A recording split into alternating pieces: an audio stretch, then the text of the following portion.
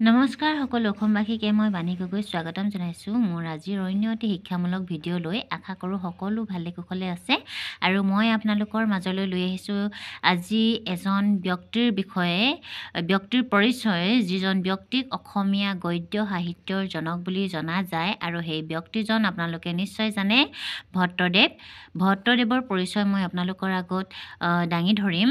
আশা কৰোঁ আপোনালোকে এই ভিডিঅ'টোৰ জৰিয়তে অকণমান হ'লেও লাভান্বিত হ'ব। আহকচোন ভিডিঅ'টোৰ মাজলৈ আগবাঢ়ো। ভট্টদেৱৰ পৰিচয়। ভট্টদেৱৰ নাম আছিল বৈকুণ্ঠনাথ। ভাগৱত শাস্ত্ৰত পাণ্ডিত্য লাভ কৰি ইয়াৰ ব্যাখ্যাৰে পণ্ডিত সমাজক মুগ্ধ কৰাৰ বাবে পণ্ডিতসকলে তেওঁক কবিৰত্ন আৰু ভাগৱত ভট্টাচাৰ্য এই দুই সন্মানীয় উপাধি প্ৰদান কৰে। কবিৰত্ন বৈকুণ্ঠনাথ ভাগৱত ভট্টাচাৰ্যক চমুকৈ ভট্টদেৱ নামেৰে জনা যায়। বৈকুণ্ঠনাথ সৰুৰে পৰা শাস্ত্ৰত পাৰ্গত হৈ উঠিছিল।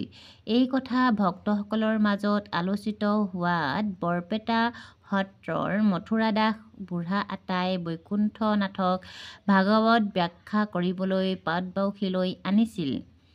পাটবাউসীত দামোদৰৰ আজ্ঞাৰে নিতৌ গধূলিৰ প্ৰসংগত ভাগৱত পাঠ কৰিছিল। এনেদৰে ভাগৱত শাস্ত্ৰ পাঠ কৰি থাকোঁতে মুৰলসকলৰ এজন ভাগৱতীয়ে আহি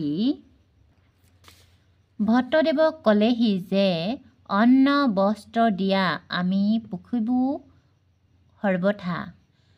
ভাগৱতীৰ অনুৰোধ ক্ৰমে ভট্টদেৱে সত্ৰৰ ভাগৱত প্ৰসংগ এৰি বৰনগৰৰ ভক্তসকলৰ মাজত ভাগৱত ব্যাখ্যা কৰিবলৈ লয়।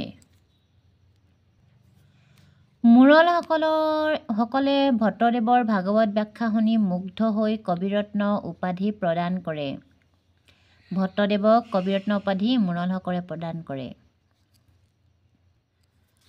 ভট্টদেৱৰ ৰচনাৰাজি। ভট্টদেৱে কথা ভাগৱত, কথা গীতা আৰু কথা ৰত্নাৱলী এই তিনিখন গ্ৰন্থ ৰচনা কৰে।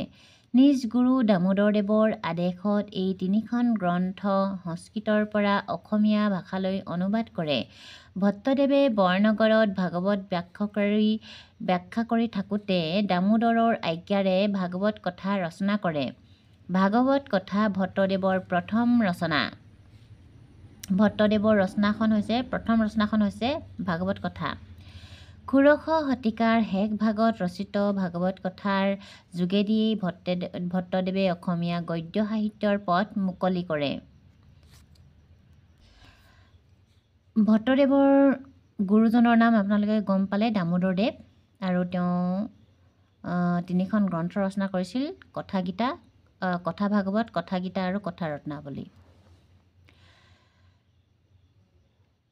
ভাগৱত কথা ভট্টদেৱে এক হাতেৰে গদ্যত অনুবাদ কৰা প্ৰথম গদ্যানুবাদ আছিল।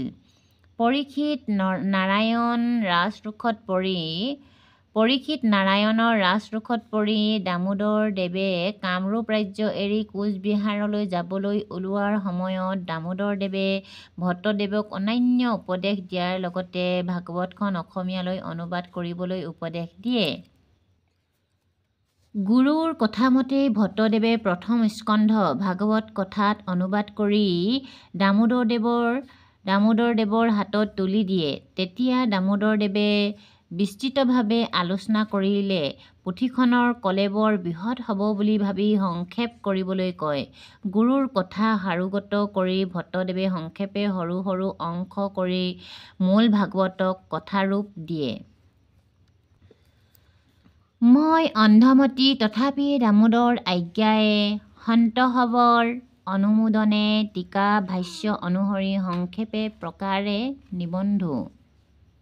ভট্টদেৱৰ এইখন প্ৰথম অনুবাদ গ্ৰন্থ হ'লেও মৌলিকতা বিৰাজ কৰিছে।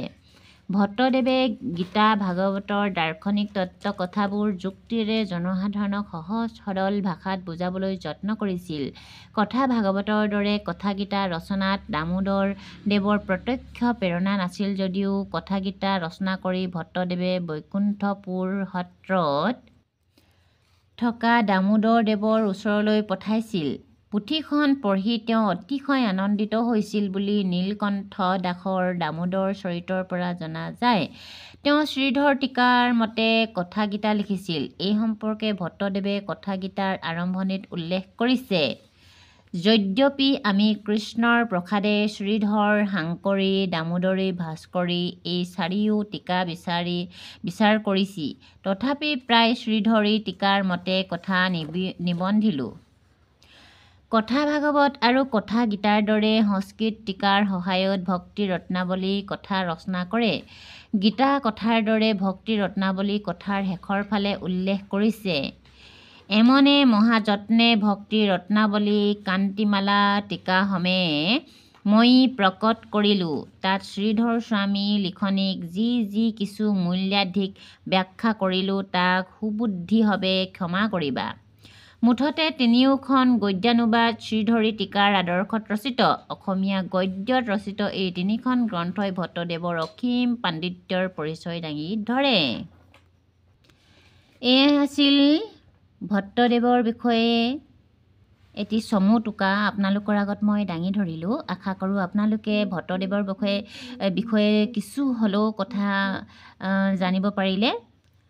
তেওঁৰ বিষয়ে যদি আপোনালোকে এটি টোকা বা নোট বিচাৰে তেনেহ'লে এই নোটটো আপোনালোকৰ বাবে যথেষ্টখিনি লাভান্বিত হ'ব। সেইবাবেই মই আপোনালোকৰ মাজলৈ লৈ আহিলোঁ।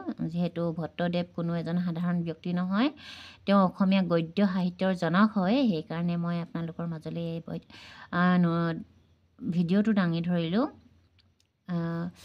আশা কৰোঁ লাভান্বিত হ'ব আৰু ভাল পালে নিশ্চয়। কিবা ভুল ভ্ৰান্তি হ'ল যদি ক্ষমা কৰিব। আজিলৈ আহিছোঁ তেনেহ'লে। জয় আই অসম। ধন্যবাদ।